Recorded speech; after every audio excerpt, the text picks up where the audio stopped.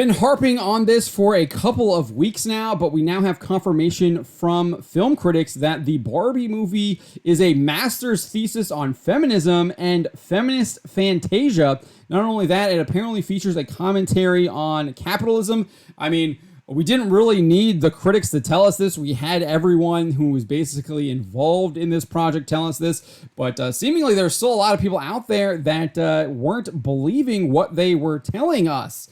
They weren't believing the film's director, Greta Gerwig, saying that the film is feminist and that feminism aspect of the film is a big piece of the pie of the film. They weren't believing Margot Robbie, who also confirmed that the film was feminist. They weren't believing Kate McKinnon when she was saying that the film removes gender roles and that gender roles are like a bane on society. Obviously paraphrasing there. Or Simu Liu saying, putting the final hammer into the coffin of the gender roles.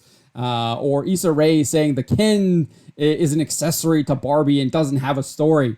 So many red flags. I mean, just Margot Robbie and Lucky Chap Entertainment being attached to it was a red flag enough. Greta Gerwig, obviously another red flag as well.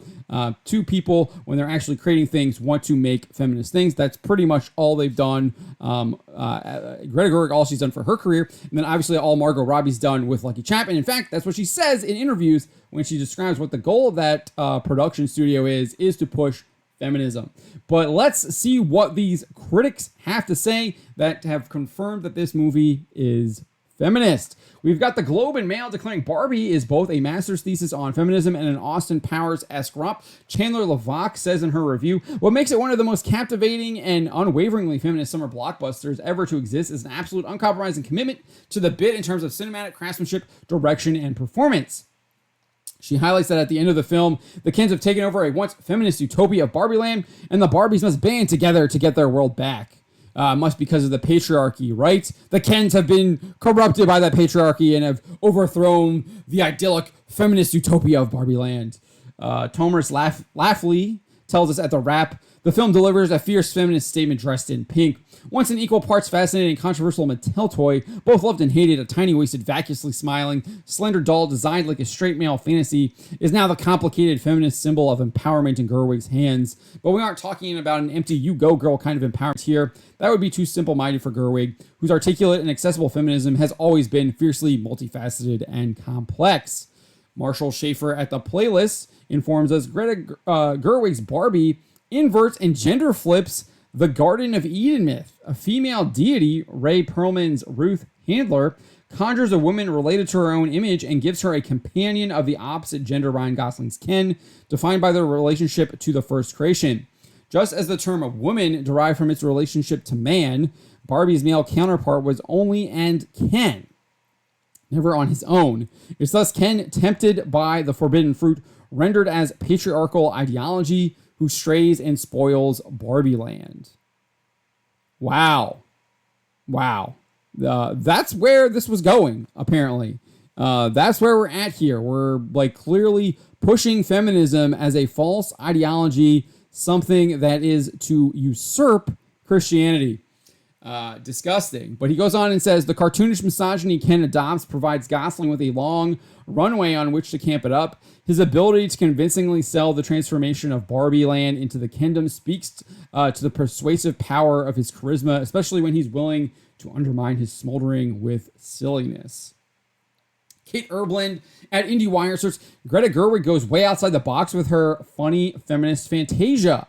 She also revealed that Ken becomes the villain by destroying the feminist utopia of Barbie land.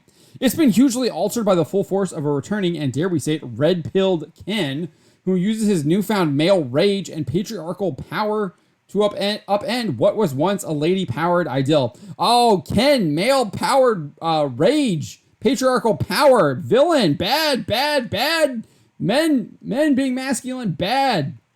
Jeez. Maddie Myers at Polygon reveals how the film depicts the so-called real world. Reality as depicted in Barbie as much of a character as Barbie Land. Stuff with recognizable tropes, sexist catcalling construction workers, fist-pumping gym bros, and well-heeled white-collar executives who helpfully explain how the patriarchy works. Sounds like an utterly cringe lecture. Myers later adds that the film unravels so many of America's masculine anxieties of the moment that it does its job backward and in high heels. Masculine and anxieties. She doesn't elaborate on what those are. Coleman Spilde at the Daily Beast says the film firmly asserts Barbie as a feminist. At the same, it skewers Mattel's own commodification of feminism to sell dolls. America Ferrera, who steals scenes as a human that Barbie meets during her time in the real world, gets a monologue so compelling that it makes you laugh as much as it makes you want to throw up under the weight of the world's immense imbalance. Sounds like a lecture. Ferrera might be talking about all of the things that women have to make themselves comfortable with just to survive in the world, yet it's never preachy. I have a feeling it's very preachy.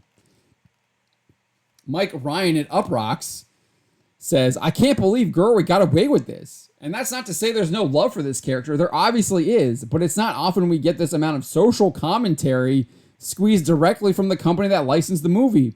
Oh boy, that's what I really want in a summer blockbuster, social commentary. And I don't want to make it sound, especially from Hollywood, because you know the kind of social commentary that they have. Cringe, leftist, communist, anti-Christian. No one wants that. Except for Hollywood and their sycophants. Ryan adds, and I don't want to make it sound heavy-handed. I saw this movie somewhat early in the morning after a night of little sleep, and I legitimately laughed out loud at least 10 times. Wow, you laughed out loud 10 times, so it wasn't heavy-handed. Sounds like it was extremely heavy-handed. Aside from feminism, it appears one of the other social commentaries is on capitalism. Clarice Lawfrey at The Independent says, very late in the movie, a conversation is had that neatly sums up one of the great illusions of capitalism, that creations exist independently from those that created them. What? How is that an illusion of capitalism? What are you even talking about? Hollywood thinks this. The people in Hollywood think that the creations exist independent of their creators. That's why you get abominations like Rings of Power. That's why the Marvel Cinematic Universe is in a tailspin, because they reject the actual source material and the people that created it. They don't honor their vision. What?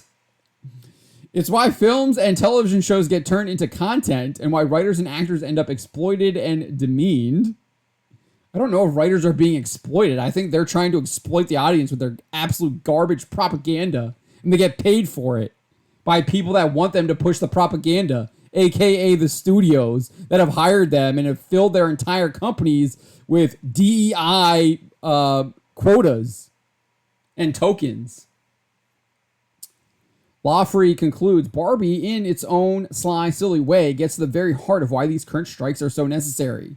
So apparently the film is on the strikes now? I don't know about that. Seems a little like you're stretching it there. I don't think this film had anything to do with those strikes. All right, so we do get someone that gives a based review. Christian Toto at Hollywood and Toto says that the film drowns in feminism lectures. That's what it sounds like all those reviewers were saying, but they weren't saying it that way. They were trying to say it in a very positive way. But anyone who can read through the lines, read between the lines, realize that's what they were talking about. But Christian Toto here giving it to us straight. He has the film loathes men to a degree that would make a women's studies major blush. It hates the Barbie toy itself, dubbing it fascist and worse throughout the film. I don't know if it would make a women's study major blush. All of these other reviewers are raving about praising it because of its feminism. So I don't know if it's making them blush. But I get what he's saying there. I like it. Toto further asserts Gerwig, along with collaborator Noah Baumbach, have an agenda push that drains the joy from their creation time after time, and it starts from the opening minutes with a cringeworthy close-up of the all-female Supreme Court. Where's Amy Coney Barrett? Feminism, empowerment, down with the patriarchy. Yeah, the person that they made the head of the Supreme Court is an abortion activist. If you didn't realize that it was going to be a woke messaging film with that casting, come on. I mean, and that's not just the only casting. We got the dude playing the doctor, Dr. Barbie. They have a male playing Dr. Barbie. You don't think that wasn't done on purpose? Come on. Every time the film gains momentum, it pauses to take a mini speech, aka lectures. The characters can't move beyond these moments because there's always another minutes away. Yeah, got to keep those lectures up, remember? Men bad, girls good, feminism rule the world. Everything was great in Barbie Land with feminism. Women are the best. We don't need no man. Ridiculous. It's so against nature. We complement each other as we were made to. It's the perfect encapsulation of woke storytelling. The agenda matters more than the narrative and mustn't be denied. Yes, that's what I'm always saying. These people just push the agenda despite the story, and they can't even tell a good story because they're all focused on the agenda. Sounds about right. And then we got Johnny Oleksinski at the New York Post sarcastically commenting on Ken taking over Barbie Land. Says drama sort of comes when Ken becomes obsessed with the real world's patriarchy and masculinity and brings them back to upend Barbie Land. What fun. That sounds cringe. Terrible. Obviously agenda messaging. Surprise! Gosling's dumb hunk shtick starts out silly but wears thin as we realize that's all it's going to be. Surprise! Men are all just dumb hunks. That's all they're good for. They're accessories, like Issa Rae told us they were. So that is what we got from the Barbie reviews. Pretty much what we expected from everything the cast was saying. So I'm just going to say I told you so.